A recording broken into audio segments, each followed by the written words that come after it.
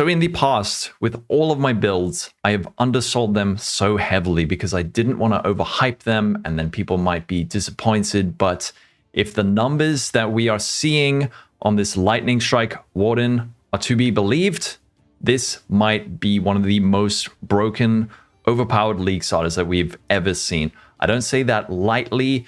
And also, we do need to bear in mind this is a new Ascendancy, and some of these mechanics are untested.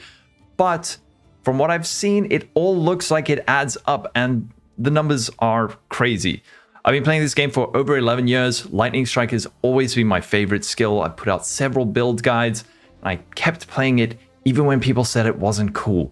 But now that it is cool, I'm going to show you how to play it properly. So in 3.25, Lightning Strike received huge buffs, and we've received the new Warden Ascendancy. And these together look very powerful. The build provides tons of opportunity for scaling and min-maxing, and it excels at most mapping content. Although with the new Warden Ascendancy, it looks like this class could be excellent for bossing too. The build requires no uniques to function, so it's viable in SSF, it's decently tanky, and the damage numbers look so high that I keep having to double check that I'm not making a mistake in POB. In this guide, you're going to find a detailed hand-holding POB with leveling trees and endgame trees. I also have provided a full campaign run-through video, which you can find linked in the description. There's also a loot filter and an information spreadsheet, which you can check out. There may also be a written guide coming out, which I will also link in the description. And on top of that, you're also welcome to join the Discord. We have a lot of really friendly, helpful people. So if you ever have any questions, no matter how simple it is, how do I use the crafting bench? Come in, ask. We got you. We're going to help you have the best League start ever. Let's talk about Lightning Strike and how it functions. This is a skill that has a melee portion and a projectile portion. However, they are two separate things. I'm letting you know just so that you don't get baited by modifiers like increase melee strike multiplier or certain gems that increase your melee portion of the skill. We're primarily focused on the projectile portion. However, the melee portion does come into play. So when you attack, you do a melee attack and then outshoot these little projectiles. And these things, they kill stuff. But there is a very important mechanic that we need to discuss, which is known as the double hit. So because this skill has these two portions, the melee portion and the projectile portion, we are actually able to hit bosses twice. We will need to get at least non-Vaal strike skills target one nearby additional enemy. We can get this here, or we can get it on gloves. But this is very important to get that double hit. And the thing with the double hit is it's all about positioning. You need to stand in the right spot, not too far, not too close. And then you will see over the single target, you'll have two beams. You have one in front of you and one on the boss. When you're doing this, you know you're getting that double hit. Don't worry, the positioning thing, it comes so naturally. It's not hard. It's not a schlep or something you have to think about, but you do need to make sure that you are getting that double hit for maximum damage on single targets. Now, another great thing about Lightning Strike is we get access to Vaal Lightning Strike. This drops an orb on the ground, which then shoots out these projectiles. I'm going to do it now. You can see you push that button. It's just a big damage increase. It's got a very small number of souls required for usage, and it's just a bunch of extra damage. And we're already getting a ton.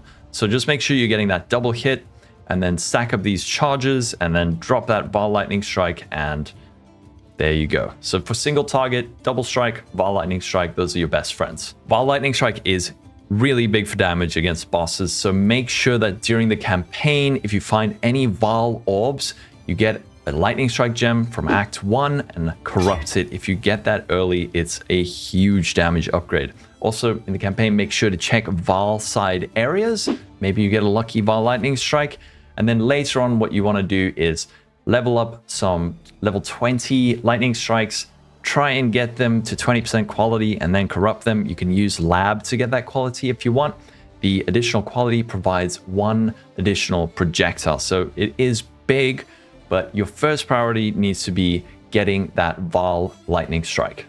Let's talk about the Warden Ascendancy and why we are going this class and why we are going this route in particular. I am planning to go Tinctures on League Start, and I'm really hoping that by the end of this, you are going to be a Tincture enjoyer too, because they are going to be super strong from what we've seen. But don't worry, if the idea of using Tinctures is just too much to bear, I have provided a non-Tincture version of the build in the description, which you can check out. It's very similar, just a few different ascendancy points. I have a whole video describing Tinctures, but essentially they replace Flasks, and then we can get certain effects on them that increase our damage quite significantly. Check out that video, it'll be linked in the description. But the Warden Ascendancy essentially allows us to have 2 Tinctures active up 100% of the time, or about 95% of the time.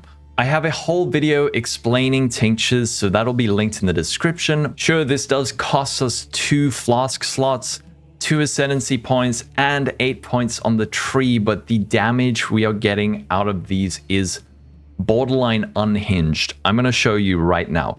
So I've created these 2 pseudo Tinctures in the build, and they are currently turned off. And we can have a look at these. So this Tincture number 1, this is just based on something they've shown in the teasers. This might not even be a particularly good one. They maybe get better. This might have been a really great one, but here it is. And you can see the amount of damage this thing is giving us is bananas. 117% increased damage from 1 Tincture. Yeah, that's one doubling our damage.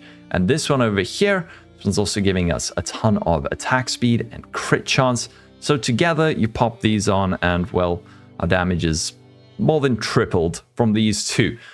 So you're probably looking at these numbers wondering, how the hell am I getting 247% increased elemental damage? Well, the base effect from what we've seen in the teasers is 100% increased elemental damage as an implicit, and then one of the presumably suffixes is damage penetrates 11% of enemy elemental resistances. From the tree, we're getting 51% increased effect of Tinctures. We're getting another 20% from the Ascendancy, from these little small travel nodes.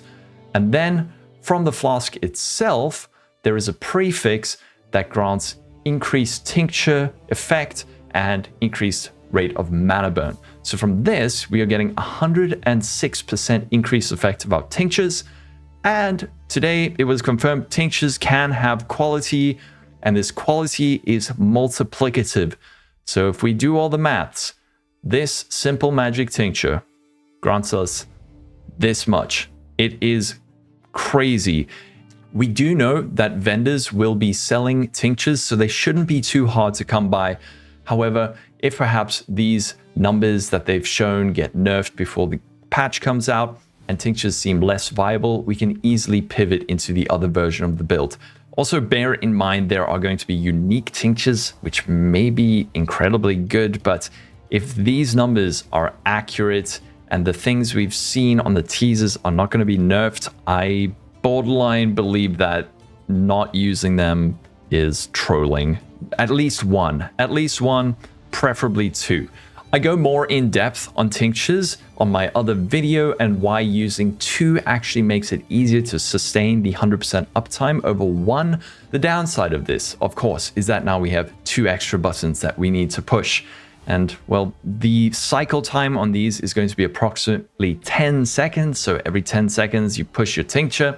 The fact that we can get quality on these leads me to hope that maybe GGG will allow us to use instilling orbs, but it's quite unlikely for what we're getting out of these.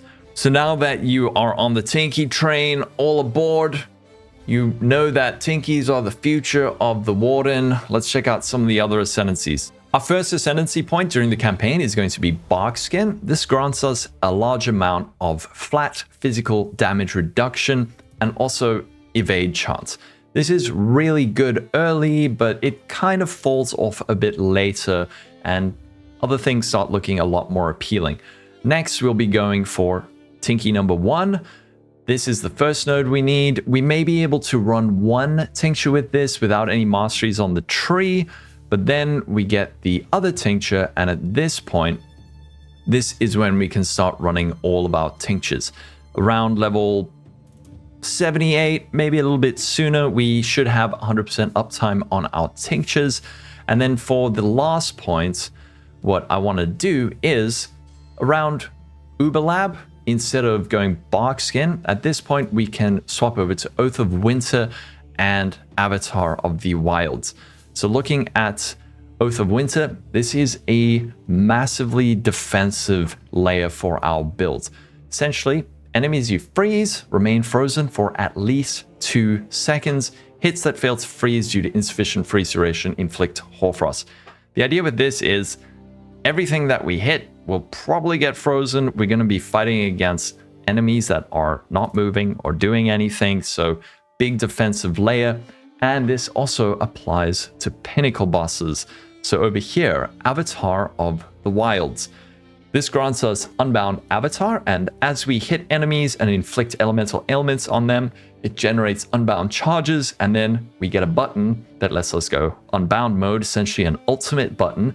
And this, your hits always inflict freeze, shock, and ignite while unbound. 80% more elemental damage while unbound. This will apply to pinnacle bosses, and in 3.25, pinnacle bosses can now have their action speed reduced to 50% with things like freeze. We're always freezing them. We're freezing them for 2 seconds. This is a massive damage and defense. Another thing that's great about Oath of Winter, because we can reliably freeze even pinnacle bosses, we could grab this Cold Mastery over here. Enemies permanently take 5% increased damage for each second they've ever been frozen by you, up to a maximum of 50%. That is I believe this is a more multiplier. We can just check. Let's pop that in, pop that on, and then we can say frozen for 10 seconds. Yeah, that looks like a more multiplier. It's a ton of damage for bossing. So not only is Oath of Winter a good defensive layer, but for bossing, it can also be an excellent offensive layer. However, we need to speak about Oath of Spring. And I'm bouncing between the two of these. I'm not sure if we're going to go this way or this way. This is a new Ascendancy. We'll test early on and I'll decide. My gut instinct is Oath of Winter for mapping and then Oath of Spring for bossing, or maybe we end up just going one tincture like that, but we will test it early. Oath of Spring, instead of applying one big shock to a boss, we can now apply up to 50 smaller shocks with a max shock effect of 2%. This means that if we can get up to that 50 shocks, we can double our damage. It's literally doubling our damage. But shock only has a base duration of 2 seconds, and applying 50 shocks in 2 seconds, easier said than done. However, with Lightning Strike, it is possible. Firstly, we have our double hit with the melee hit and the projectile hit, and we are using return projectile, and with a high attack rate, we can hit that 50 pretty comfortably. And then don't forget, we also have Vaal Lightning Strike, which can be thrown on top.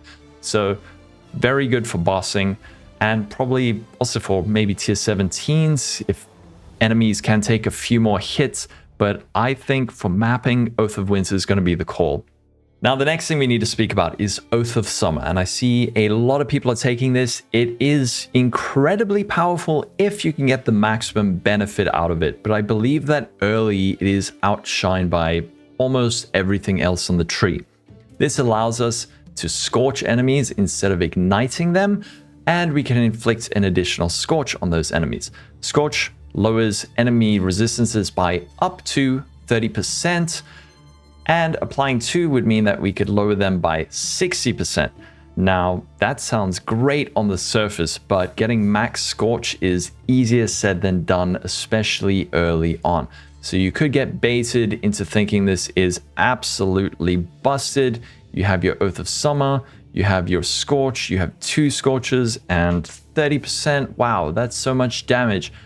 But the reality is, getting that max Scorch when you need it most on pinnacle bosses is easier said than done. And with the inclusion of the Elemental Inversion Mastery, this is extremely powerful, and I just don't see taking this over something like Oath of Winter or a Tincture. It is really good, but everything else is also really good, and this other stuff is just gooder than this. So that's why I'm not picking up Oath of Summer. All of that was based on getting the max Scorch, but if you're getting minimum Scorch, you're getting like minus 20 res. I don't know. It's for the amount of investment, it's not worth it when we can get something like Tincture or Permafreeze, even Barskin instead. Let's look at some of the gear. I have provided different setups. We have just a basic leveling setup, early maps, and then later endgame. But we can speak about the endgame setup to start. So for our main weapon, we're using a claw, preferably an Imperial Claw, and the modifiers we're looking for are high elemental damage modifiers. Early on, Rog is going to be your best friend. There's also an NPC who lets you gamble claws, so you could check them out. Also, things that drop on the ground might be good enough. There's also the trade site, essences, and recombinators. So there's plenty of sources for claws. During my practice runs, the ones that I found on the ground were often good enough to take me up until red maps. So high elemental damage, and then suffixes, things like attack speed, critical strike chance, increased critical strike multiplier. This one over here, if you would like, I can show you how to craft something like this. This is about 5, 6, 7 divines to make, depending on how lucky or unlucky you get, but it's a very nice early claw. The alternative is you can use something like a hits can't be evaded claw, but I don't really think we need hits can't be evaded. It frees up some pressure on your accuracy and your suffixes, but I don't think it's too hard to get the accuracy required for this, and losing that prefix is a lot of damage loss. Next, shield.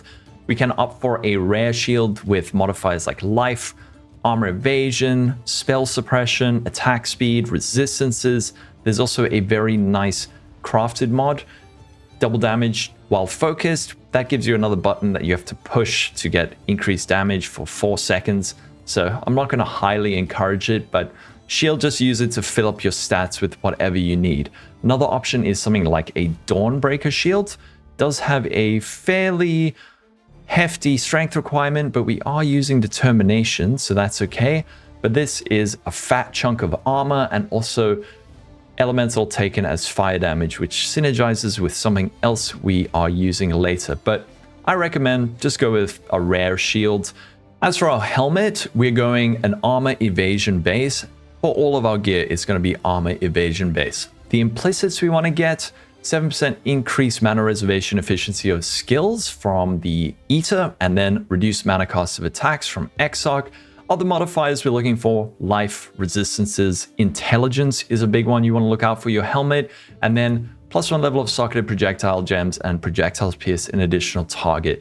This is something you can craft on with the crafting bench. Then for our body armor, increase effect of non-curse auras from your skills, and a big one, melee hits have a chance to fortify. This is very, very important. You really want to get this on your chest. This allows us to, while mapping and bossing, just have a pretty much permanent fortify on ourselves. It's maybe we could turn it off just to be entirely ethical, but I play this build a lot and I always have my fortify up. So make sure you're getting that. Then the other modifiers, life, resistances, spell suppression. You could maybe use Essence of Loathing for some reduced mana reservation efficiency. But then the big one, very big, is flat armor during soul gain prevention.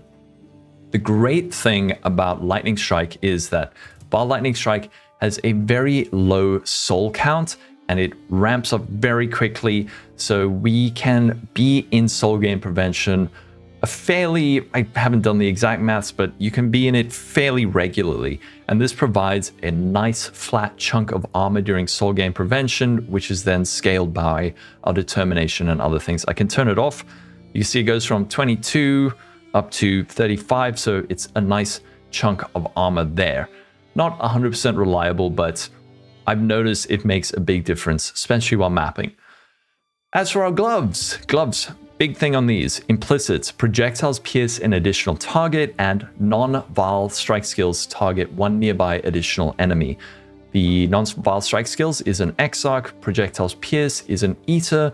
These are the most important mods. Once you get the non-Vaal strike skills, target one nearby additional enemy, you can unspec this. Can keep it in and have 2, but I just keep 1. That's okay for now. As for the pierce is very important for the projectiles that our lightning strike shoots out. And then on the gloves, the other mods, attack speed, resistances, flat damage, spell suppression. Very important is another benchcraft, projectiles pierce an additional target. So with this and our helmet, we can get 3 additional pierces, which allows us to drop this piercing shots wheel. We do hold on to this early on, but 3 pierces usually is enough. Maybe if you're doing Giga Juice tier 17s, you'll want to keep more, but for me, this is enough. And also that projectiles pierce an additional target can go up to 2 if you get it to exquisite. As for boots, again, movement speed, resistances, spell suppression, implicit action speed, and increased elusive effect. However, later on, we're going to be using Stormshroud to become ailments immune. In that case, you'll use elusive effect and chance to avoid being shocked. Similar mods, cold, chaos, movement speed, life, chance to avoid being shocked. I have videos on how to craft this. If you want, I can do a quick crafting guide for the various items in this. Let me know if you want to see that. Of course, you can also go with the classic elusive onslaught tailwind boots. Those would be great on this build, but we're not min-maxing for now. As for our amulet, anointing static blows is probably going to be the best option. This increases the duration of our shocks. So with this, our shocks, instead of lasting for just 2 seconds, and with a couple of points on the tree, it should last for about 3 to 3.4 seconds. So static blows is a great option. Another good option is this up here, arcing blows. This also is hit by a lethal pride. So arcing blows for damage, static blows for shock uptime. This also gives us a bit of extra damage. There's also some other tech with defiled forces, which we can use, but I'm not going to get into that. That's just for like dedicated bosses. So static blows, and then the base we want is an agate amulet for increased strength and intelligence. And then other modifiers, life, resistances, attributes are very important, strength and intelligence, crit chance, crit multi, flat damage, increased elemental damage with attack skills. As for our ring, the Taming, this is a great option offensively. This is a bit different now, so it is 30 to 40% increased elemental damage with hits and ailments for each type of elemental ailment on an enemy, and then resistances and chance to freeze, shock, and ignite. So this is a nerf on the low end to the Taming, but a buff on the high end. If you're able to apply more ailments, you get a good Taming roll, you catalyze it, it's going to be a ton of extra damage. But this is not a mandatory unique. It's also not very rare. This comes from a recipe with vendors, Barracks Pass, Barracks Grip, Barracks Respite. You sell those to a vendor and you get the Taming back. Now, Barracks Respite is the rarest of these 3 rings. It's a tier 3 unique, so early on in League, this might be in very high demand and quite expensive, but because the parts are not that rare, it should drop in price quite quickly. However, very well-rolled ones are probably going to be very expensive on League start, so get one if you can, but don't stress if you don't get one yet. It's way better later on anyway. As for our other ring, attributes, resistances, life, Amethyst ring is preferable, and then the Benchcraft non-channeling skills have minus mana cost. This costs a few Chaos Orbs, and you can get it from unveiling rings from Elrion. Make sure you get this, it's very important, and then make sure that you roll it to have -7. That's very important. As for our flasks, let's have a look. So, Granite Flask with armor during effect and chance to gain a flask charge when you deal a critical strike, and then used when charges reach full or used at end of effect are great enchants. Divine Life Flask, instant recovery when on low life. make sure that you're getting the instant recovery when on low life and not the instant recovery reduced amount recovered. There is another mod that is really bad. Let me show you. Don't make this mistake, please. Instant. You see there is 66% reduced amount recovered and then instant recovery, and then reduce recovery but instant recovery when on low life. Low life is when you're below 50%. So please make sure you get the right thing. And then the suffix on that is corrupted blood immunity. If you don't feel like you need a life flask, because we have a lot of leech on this build, you could be greedy and swap it out for something else like a silver flask for perma onslaught. Well, while the flask is up, an increased onslaught effect and attack speed. It does add a lot of damage, but it is pretty damn greedy. So rather keep your life flask while you can. And then the final flask is going to be a Jade Flask with evasion rating and chance to gain a flash charge when you deal a critical strike. Use when charges reach full or at end of effect. As for the other flasks, if you're not going to go tinctures, you can go with a Quicksilver Flask. This is great, but we are whirling, blading all over the place, so using your feet is kind of cringe anyway. We don't have to have a Quicksilver Flask. Another alternative is a Diamond Flask if you are playing the wrong version of the build and you decide to not go tinctures for like 300% crit strike chance. Well, you can go with a Diamond Flask instead. You could also use something maybe like a Quartz Flask for phasing, but this is my setup and it's what I recommend. But the great thing about tinctures is that we have empty flask slots, which means we can use this micro distillery belt.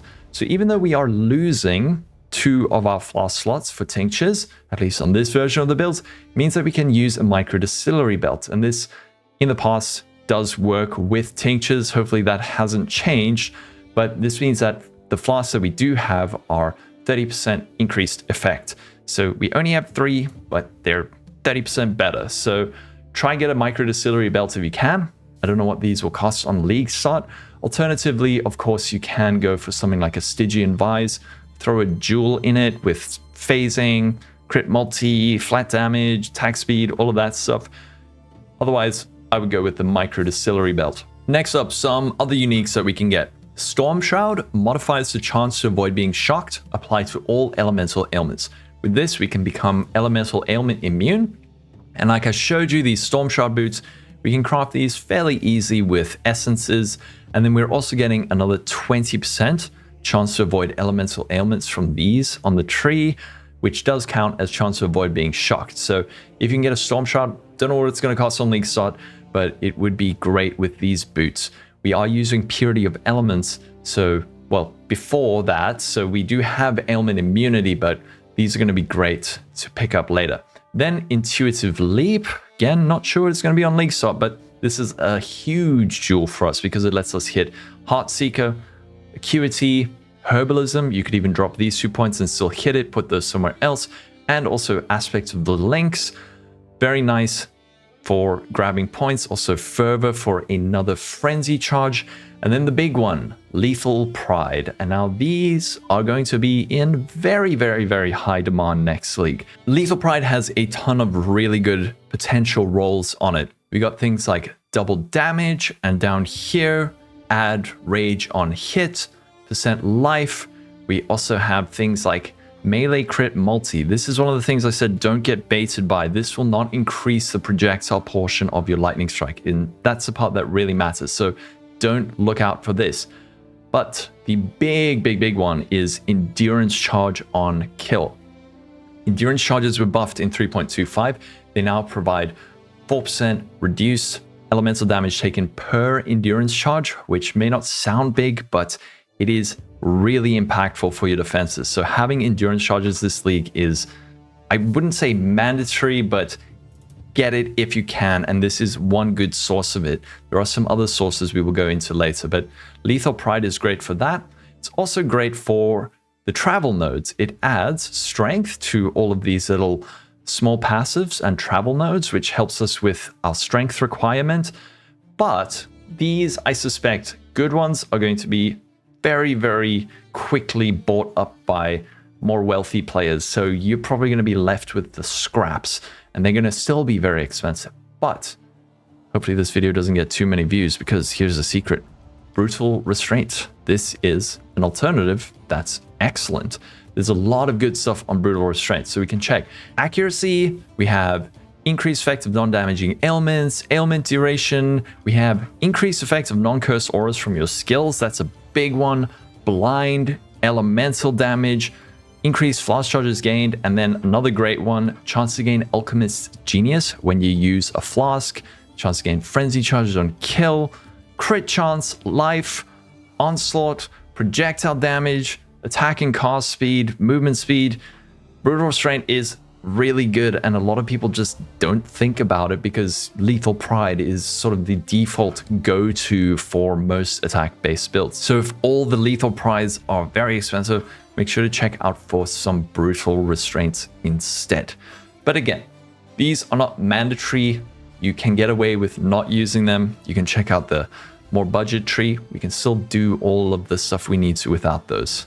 Now let's have a look at our passive tree. I have broken it up into segmented leveling portions so you can follow along. Don't forget about the spreadsheet where that's explained, but we can go up into the endgame tree and I'll explain this one.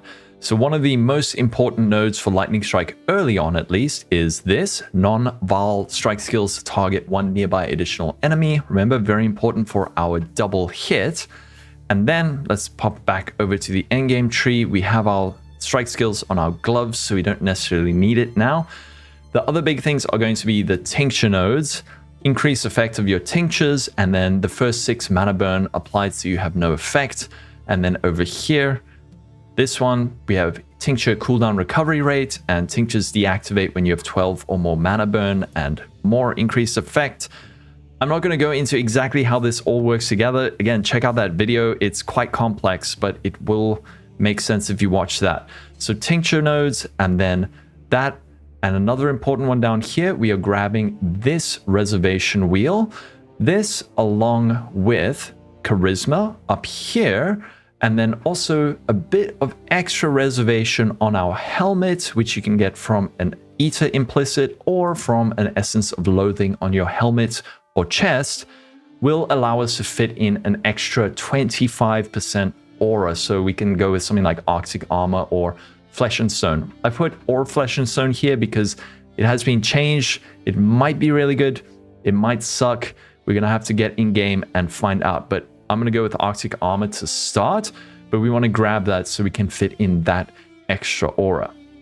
Next up, very important, is this Elemental Mastery that has a chance to invert enemy elemental resistances.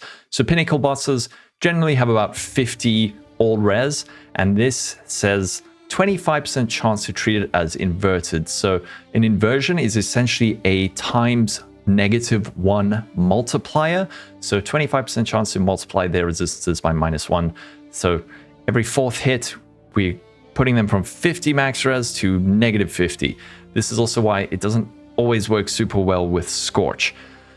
Then for other masteries, max life, instant leech. This new wheel over here is brilliant. And then we're getting more mana reservation efficiency. Over here at the top, claw mastery, increase effect of elusive. And then we're getting crits have culling strike. And another important one, this mark mastery, 10% chance to gain a frenzy charge when you hit your marked enemy. As for the other stuff, evasion mastery, very important to pay attention. 15% chance to suppress spell damage if your helmet, body armor, gloves, and boots all have evasion rating. Make sure they all have evasion rating. Also, don't get baited by Revenge of the Hunted. Plus 10% chance to suppress spell damage while on full life. Sometimes it'll look like you are spell suppression capped with this, and then you die and you don't know why. It's maybe because you're not actually spell suppression capped, but it's just that when you go below life, you're dropping -10%, and then something comes through and hits you. Another nice spell suppression mastery that we can get, and I may end up taking this, is this one over here. You have phasing if you have suppressed spell damage recently, and 8% chance to suppress spell damage while phasing. This build doesn't really have a good source of phasing right now. This seemed like the cheapest way to get it.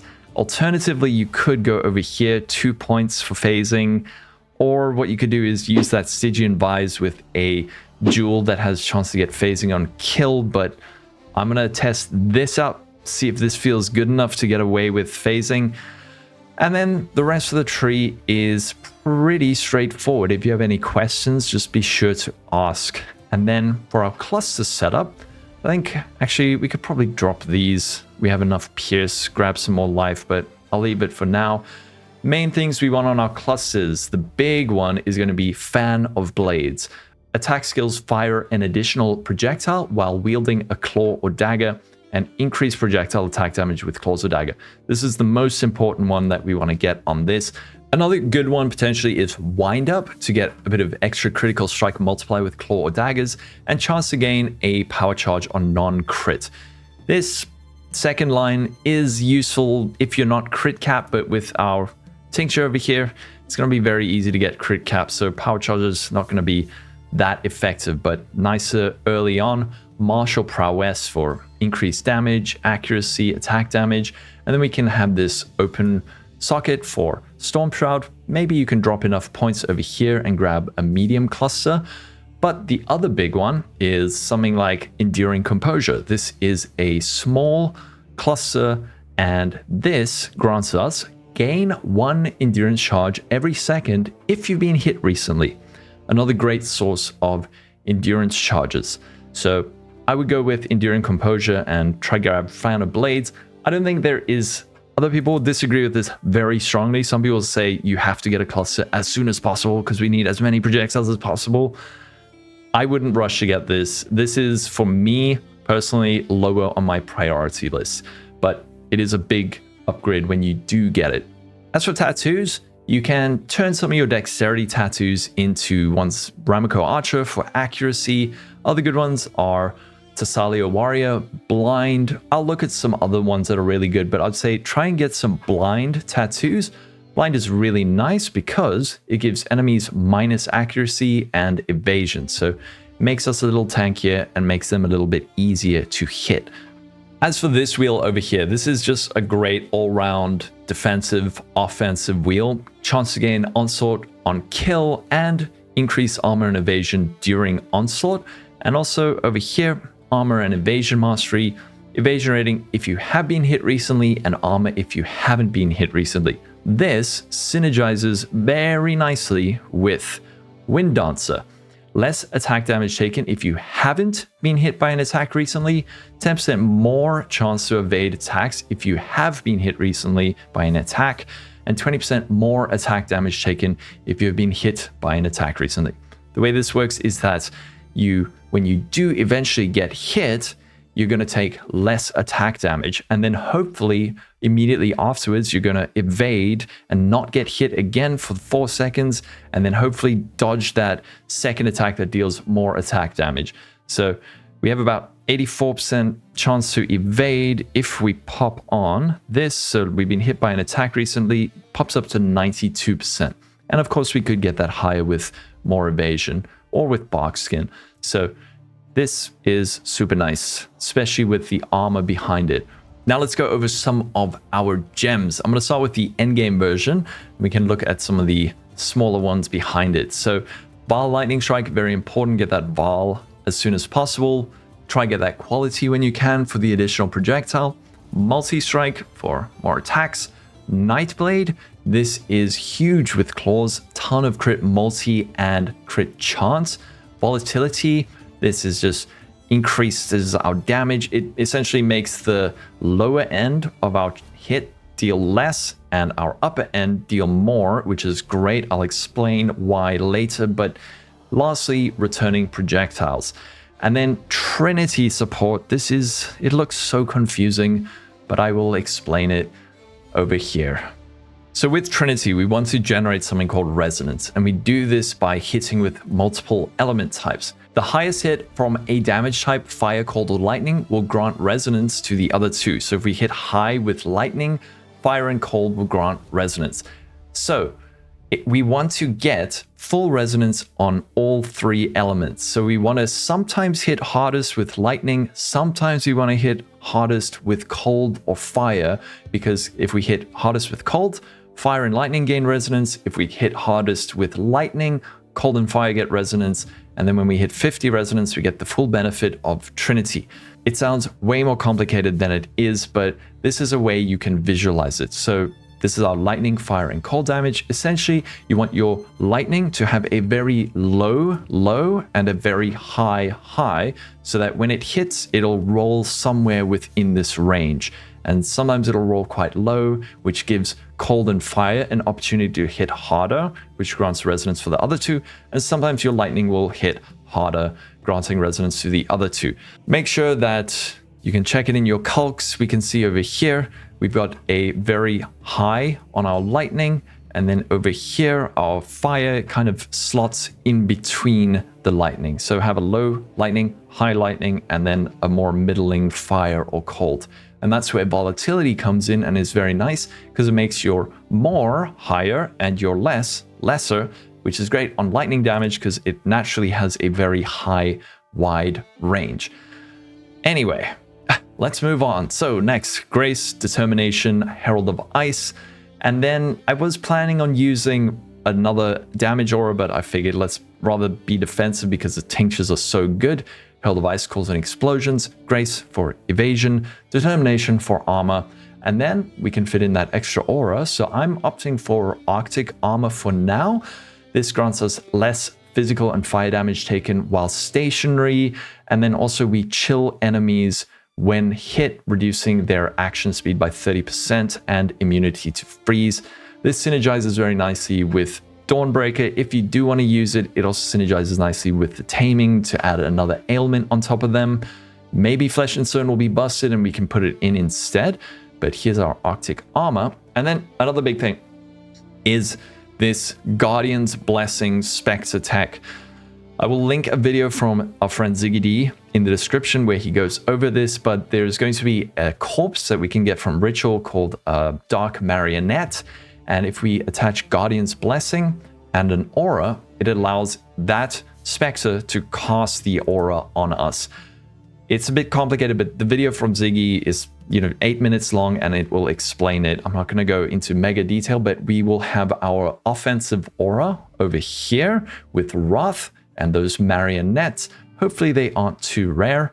And then next, Assassin's Mark with Mark on hit and Life Tap if you need it. If you don't need it, you could maybe throw in Berserk or something like that if you want more buttons to push. Precision with Arrogance. This means it'll reserve life instead of mana, granting us increased critical strike chance and flat accuracy rating. And then importantly, Blood Rage. This is a button you push at the start of your map. It burns your life, but it gives you increased chance to gain a frenzy charge on kill. So we can generate frenzy charges with this. Also helps us with leech and grants us attack speed, and it refreshes its duration as you kill stuff. So push it at the start of the map, hit stuff, kill stuff, go faster. And then Molten Shell, cost from damage taken. Pop this up, we can see over here. Bam! Suddenly we are super tanky. And if we put on our Soul Gain Prevention, even more tanky. So when we take a certain amount of damage, it'll trigger our Molten Shell, keeping us alive.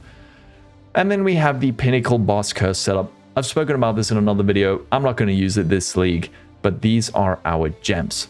As for early maps, the gem links are all listed here. You can check it out. We're leveling with these and then moving up into Lightning Strike and then early maps. But I want to speak quickly about the early map gem setup. So if you're on a 5 link, you can use something like this.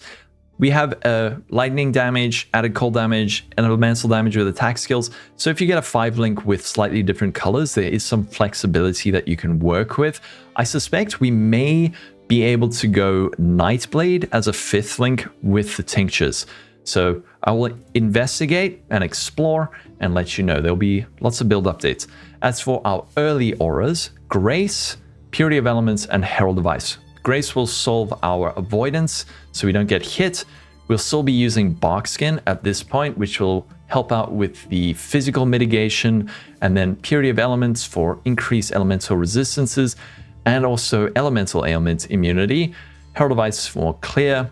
And we're still going to be using Sniper's Mark for now, but then later swapping into Assassin's Mark, Whirling Blades, Frostblink, Enduring Cry, which I haven't tested, but because endurance charges are so good, pop this on if you want. And then throughout the rest of the campaign, we can check this out. So, quick brief talk about leveling. So, a lot of people have been wondering, how do you level this build? How do you level this build? Well, lastly, we ran this through the campaign easily a dozen times to figure it out. And what we eventually settled on was some tech from someone called SPL, and he suggested going with ambidexterity. This is a node over here with this dual wielding mastery. So we level up to this point with Galvanic Arrow into Rain of Arrows, and then we swap into Venom Gyre. And with this, if we have two different weapons, what it does is we get increased damage with our main hand and offhand attack speed. This dual wielding mastery, 60% increased damage while wielding two different weapon types. So we can use a sword and a dagger and then get this huge amount of damage increase. It feels really good when you get this. This is how we are able to make that swap way earlier. And then later, once we get this, non-Vaal strike skills target one nearby additional enemy and piercing shots, and multi-strike, then we can swap into lightning strike itself. All the gems are there, and the whole leveling thing is there for you to watch. It's linked in the description. One thing I must add for this is that attack-based builds are much more subject to RNG. If you get bad socket colors and you don't have a 4-link, if you get bad weapons, or if maybe you're just not paying attention to your gear, you're going to be severely punished for it. Other builds, like spell-based builds, you can get away with it, but make sure you're upgrading your weapons regularly, picking stuff up the ground, identifying it, and then also use your whetstones. They've made a change so that quality on low-level items applies more quality, so you don't have to be scared about using them on a rare item. Use your whetstones, check your items, use your crafting bench for more damage on your gear.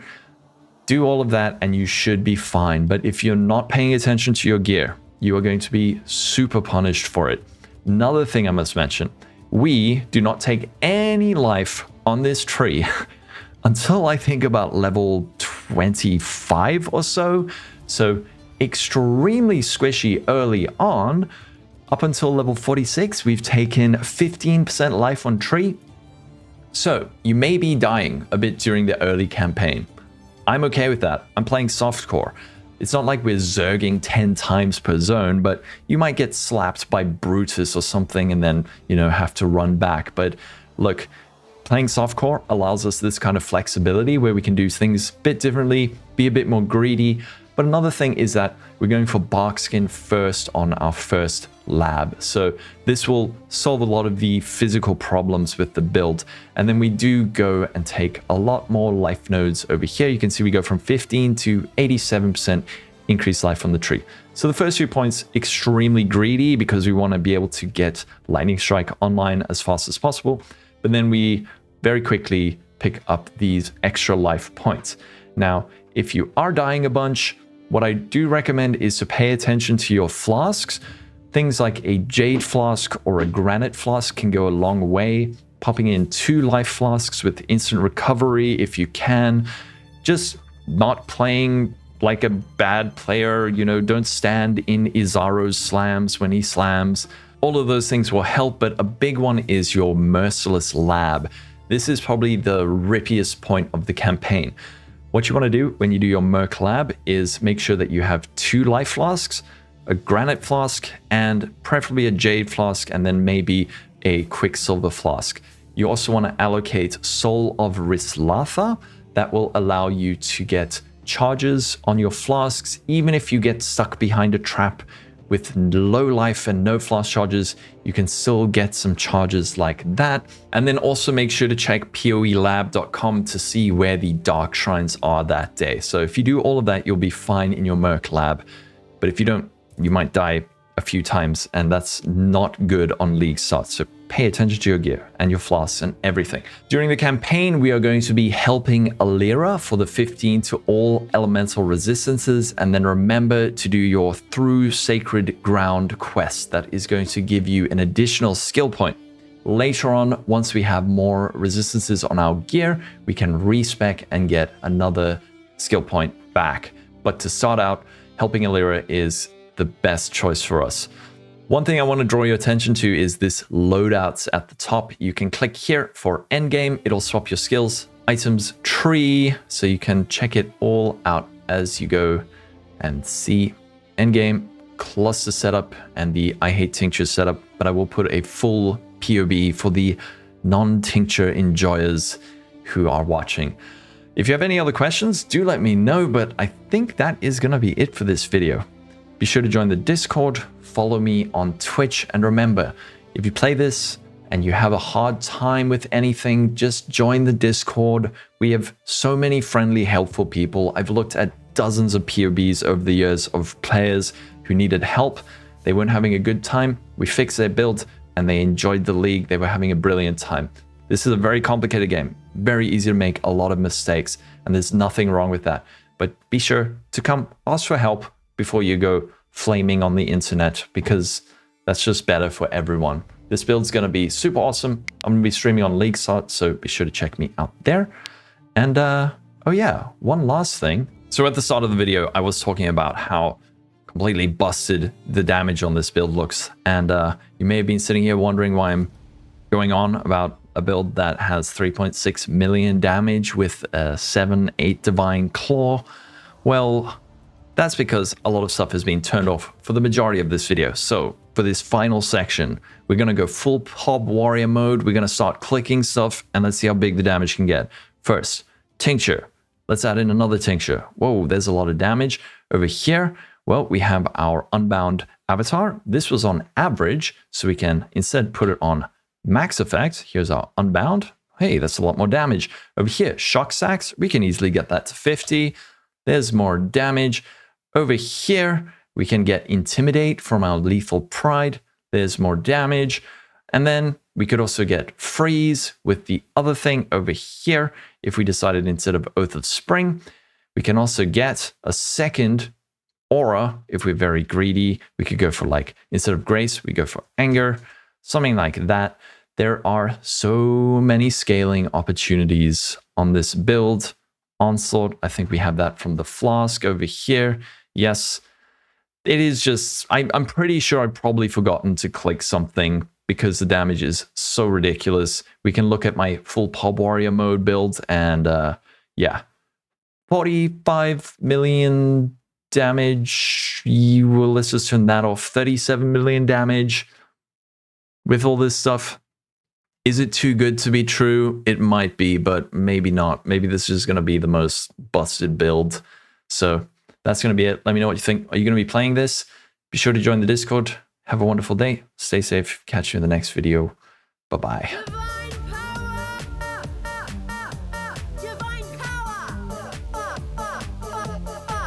It's branching exile. You'll make it